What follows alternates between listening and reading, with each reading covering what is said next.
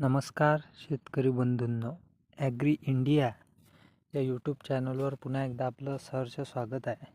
आज दिनांक 26 जानेवारी प्रजासत्ताक दिनाच्या आपल्याला हार्दिक शुभेच्छा. तर आजचा जो टॉपिक आहे तो आहे CCI बंद.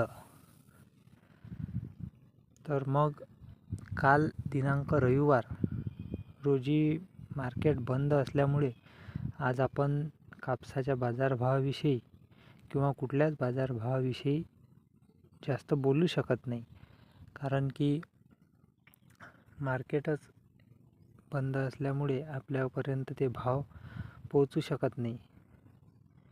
जे जिनिंग्स वगैरे आहेत तिथं माल चालू होता, पण त्याचेसुद्धा भाव हे दररोज सारखे एका ठिकाणी स्थगितच आहे.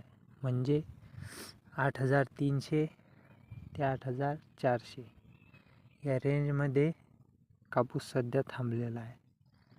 तर मग CCI बंद हे नेमकं का आपण आज या विषयावर बोलणार आहे.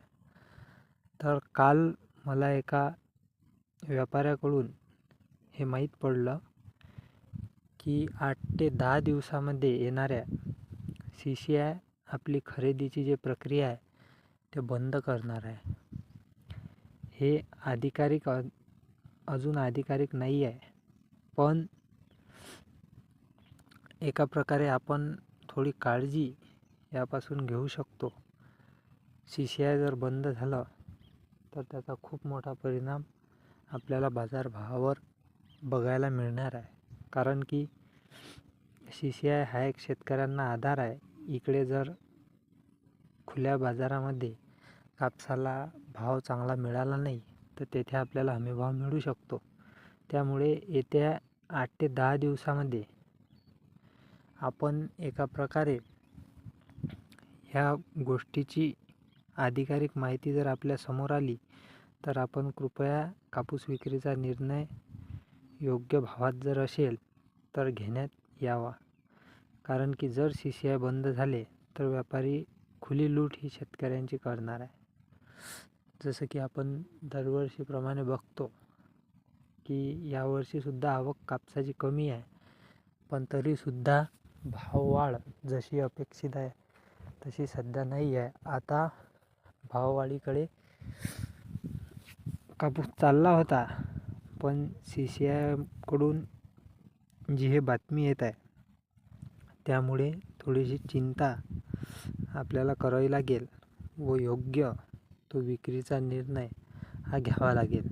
येत्या 2 ते दिवसामध्ये आपल्याला नक्कीच समजेल की CCI बंद होणार आहे की नाही.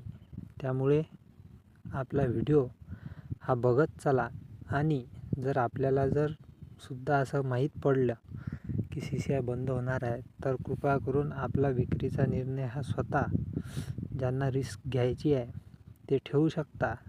भाव हा कोणाच्या हातामध्ये नाही आहे, वाढूसुद्धा शकतो आणि कमीसुद्धा होऊ शकतो.